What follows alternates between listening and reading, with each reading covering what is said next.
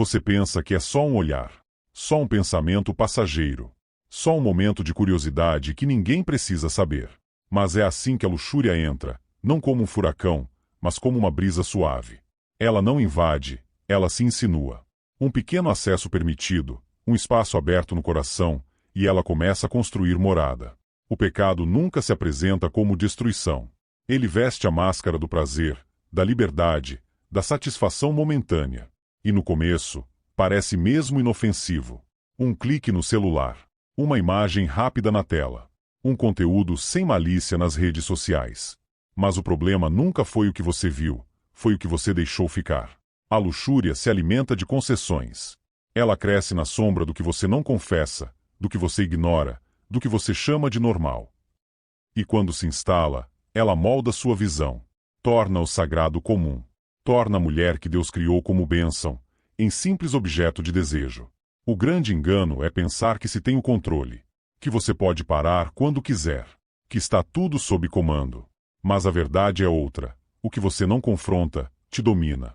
O que você não expulsa, te escraviza. A mente começa a ser dominada, o tempo começa a ser consumido, a alma começa a se contaminar, e ninguém percebe. Nem você. A Bíblia é clara. Cada um é tentado, quando atraído e engodado pela sua própria concupiscência. Tiago 1,14. O mal não chega gritando, ele apenas se aproveita da sua distração. Ele cresce na ausência de vigilância. Um homem que não vigia os olhos, acabará entregando o coração. E então vem o pior, o coração se acostuma. O pecado deixa de doer. A consciência silencia. A alma adormece. E o homem começa a viver dividido, um rosto de aparência cristã e um coração cativo de desejos que ninguém vê. O preço ainda não apareceu, mas o veneno já começou a circular. E quanto mais tempo você permitir que esse pequeno olhar viva dentro de você, mais difícil será enxergar o que está sendo roubado. A queda de um homem nunca acontece de um dia para o outro. Ela é lenta, quase imperceptível. Começa nos olhos, contamina a mente e, por fim, envenena o coração. O que antes era apenas um pensamento tolerado, agora se transforma em uma lente suja por onde tudo é visto. A realidade já não é mais clara. Ela está distorcida pelo desejo. A mulher que Deus deu como bênção passa a ser ignorada. A promessa vira peso. O compromisso, prisão. E aquele olhar que antes era admirador e protetor, agora é inquieto, insatisfeito, faminto por algo que não tem nome, mas tem forma. A luxúria transforma a visão. E quando a visão é corrompida, o propósito também se perde. O homem deixa de enxergar a mulher como alma, e passa a vê-la como corpo. Troca o eterno pelo momentâneo, o vínculo pelo vício. Ele já não busca aliança, mas estímulo. Não deseja mais construir, apenas consumir. E, no fundo, nem percebe que está vendendo tudo o que tem por um prazer que nunca dura. Deus criou a mulher para ser amada, honrada, protegida. Mas a luxúria não permite ver isso. Ela paga o valor da companheira e destaca apenas o que satisfaz os olhos. O que era aliança vira distração. O que era projeto de vida vira obstáculo. E o coração do homem se divide. Um pedaço ainda ama, mas o restante já foi tomado por um apetite egoísta e desgovernado. A Bíblia diz que os olhos são a lâmpada do corpo. Se os olhos forem bons, todo o corpo terá luz. Mas se forem maus, todo o corpo será tomado por trevas. Mateus 6:22. O homem que não vigia seus olhos se afasta da luz e se aproxima da escuridão. E o pior, ele acredita que ainda está no caminho certo. Pouco a pouco, a luxúria o transforma. Tira a sensibilidade espiritual. Enfraquece sua autoridade como marido, como pai, como servo. Ele começa a viver guiado pelo desejo, e não mais pela fé. Suas decisões já não têm base em princípios, mas em impulsos. Seu coração já não responde à voz de Deus, mas aos sussurros da carne. E o que começou com o olhar, agora ameaça destruir tudo que ele deveria proteger. A maioria dos homens não percebe o peso da luxúria até que seja tarde demais. Eles acham que estão lidando com algo interno, particular, inofensivo. Mas a verdade é que o pecado nunca se contenta em ficar escondido, ele sempre vaza. E o que começa como uma luta secreta, logo se torna uma crise familiar. O marido começa a se ausentar, não fisicamente, mas emocionalmente. A esposa sente. Ela não consegue explicar, mas sabe. O carinho diminui. O olhar muda.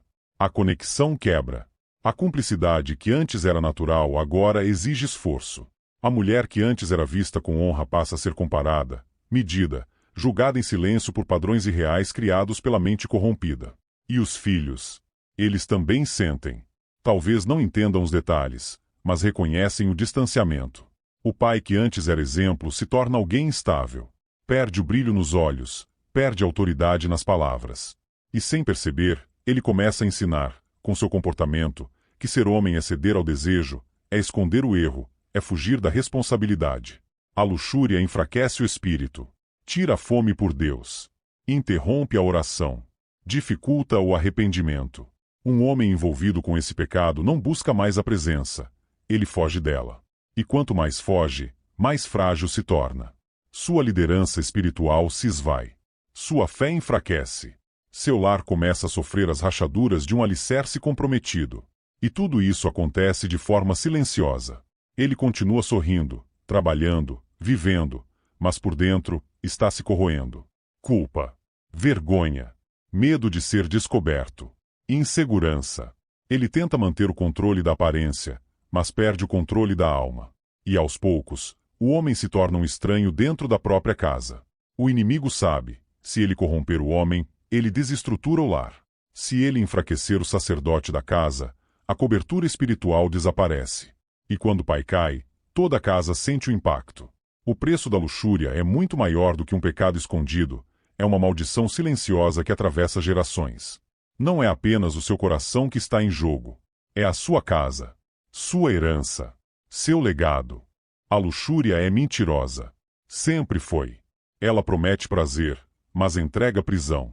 Promete satisfação, mas deixa fome. Diz que vai aliviar, mas só aumenta o vazio. O problema é que muitos só descobrem isso quando já estão presos demais para sair. Ela é rápida, instantânea, está por toda parte. Você não precisa procurar, ela te encontra. Te persegue na tela, nas redes, nos anúncios. E você, distraído, acha que pode consumir aquilo sem se contaminar. Mas não dá. O que entra pelos olhos marca a alma. E aos poucos, o que era só curiosidade se torna necessidade. O prazer é breve. Alguns segundos, talvez minutos. Mas o efeito, prolongado, corrosivo. Depois que passa, sobra o quê? Culpa, arrependimento, autoengano, um buraco interior que nada parece preencher. E então, para fugir desse buraco, você volta a buscar o mesmo prazer que te causou isso. É um ciclo, um laço invisível que se aperta a cada repetição. Você passa a confundir prazer com felicidade, excitação com alegria. E, sem perceber, começa a construir sua identidade em cima de sensações. Mas sensações são voláteis. Mudam rápido, cansam fácil. E o que antes te satisfazia, agora já não é o bastante. A mente pede mais. O corpo exige mais. E o espírito vai definhando em silêncio. A Bíblia diz que os olhos do homem nunca se satisfazem. Provérbios 27:20. É a natureza da carne, querer sempre mais e nunca encontrar repouso. A luxúria se aproveita disso. Ela te convence de que falta algo, mesmo quando você tem tudo. E te empurra a buscar fora o que já recebeu dentro. Você passa a acreditar que está perdendo algo, quando, na verdade, está sendo roubado. O tempo que você perde, os vínculos que você quebra, a presença de Deus que você abandona, tudo isso é o custo de um prazer que não sustenta nada. E o que é mais cruel? A luxúria nunca se responsabiliza pela destruição que causa. Ela só sussurra, mais uma vez. É só mais uma. Mas não é só mais uma. É sempre mais uma. Até que não sobre mais nada. A boa notícia é que a luxúria pode ser vencida. Mas não com força de vontade, nem com promessas vazias de nunca mais. Esse tipo de batalha não se vence tentando ser forte. Se vence reconhecendo que sozinho, você não pode. O primeiro passo é admitir, isso está te consumindo.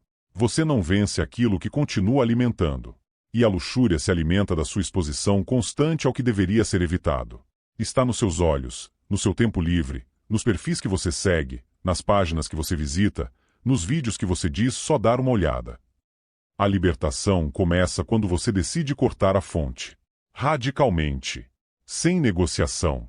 Jesus foi direto. Se o teu olho te faz tropeçar, arranca-o. Mateus 5:29. Ele não estava falando de mutilação física, mas sim da urgência de eliminar tudo que nos afasta da pureza. Bloqueie, delete, pare de seguir. Pressione o botão "Não estou interessado". Desinstale. Faça o que for preciso para não dar mais oxigênio a esse fogo. Mas cortar não basta. Você precisa substituir. Porque o coração vazio não fica neutro, ele será preenchido por algo. E se não for por Deus, será por outra mentira do mundo. Alimente sua fé. Leia a palavra, ouça mensagens, encha sua mente com aquilo que edifica. Quando o espírito está forte, a carne perde força. Depois, levante-se e viva. Muitos caem porque estão parados. O ócio é o campo de cultivo da tentação. Vá à luta. Trabalhe. Estude. Sirva. Vá à academia. Volte aos seus hobbies. Busque um propósito maior. Um homem que vive com missão não tem tempo para distrações baratas. Ele está ocupado demais construindo algo eterno para ser seduzido por o que é momentâneo. E, acima de tudo, guarde os olhos. Proteja sua visão. Porque é ali que a guerra começa, e é ali que ela precisa terminar. Se os olhos forem luz, todo o corpo será luz. Mas se forem trevas, todo o seu mundo será contaminado. Essa vigilância é diária, constante, mas não é solitária. Você tem um Deus que luta com você. E se você cair, Ele levanta. Se você clamar, Ele responde. Se você decidir mudar, Ele transforma. Mas a escolha ainda é sua. Chega uma hora em que o homem precisa parar de fugir e encarar a verdade. Você sabe que isso está te destruindo. Sabe que não é só um erro. Que não é apenas um vício. É uma escravidão disfarçada de prazer. É um laço disfarçado de liberdade. É um abismo disfarçado de caminho. E a cada vez que você cede, está trocando sua paz por culpa. Sua autoridade por fraqueza. Sua aliança por um instante que nunca compensa o estrago que deixa. Você olha para si e percebe que está dividido. Sua mente está cansada. Sua alma está em guerra. E a pior parte é sentir que já perdeu o controle. Mas ouça com atenção, você ainda pode escolher. Você ainda pode se levantar. Ainda pode dizer basta. Ainda pode quebrar esse ciclo. Ainda pode voltar ao propósito. Não porque você é forte, mas porque Ele é. A cruz não foi em vão. O sangue derramado ainda tem poder. O nome de Jesus ainda quebra correntes. O mundo diz que é normal. Que todo homem é assim. Que faz parte. Mas Deus te chamou para ser diferente. Você foi feito para liderar, para proteger, para amar com pureza. Você foi chamado para ser um exemplo, não um escravo da carne. Para ser um sacerdote do lar, e não um prisioneiro do prazer. A palavra declara: se o Filho vos libertar, verdadeiramente sereis livres. João 8,36. Essa liberdade tem nome. Não é força, não é disciplina, não é técnica. É Cristo. É dele que vem a força para resistir, o poder para vencer, a graça para recomeçar. Mas não dá mais para adiar.